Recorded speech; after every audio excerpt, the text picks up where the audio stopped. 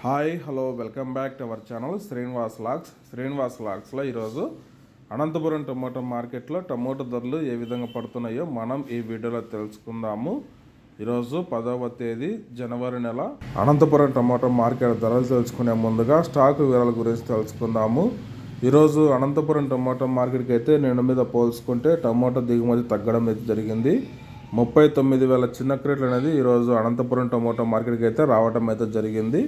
ఇక ధరల విషయానికి వస్తే ఇప్పటి వరకు జరిగిన వేలంపాట ప్రకారము 15 కిలోల బాక్సు ప్రారంభ కాయలు, ఈ పొడికాయలు, జ్యూస్ కాయలు, అన్క్వాలిటీ టమాటాలు, ఈ థర్డ్ క్లాస్ కాయలన్నీ 120 రూపాయల లోపు అయితే టమోటా ధరలు అయితే పలకటం జరుగుతూ ఉంది.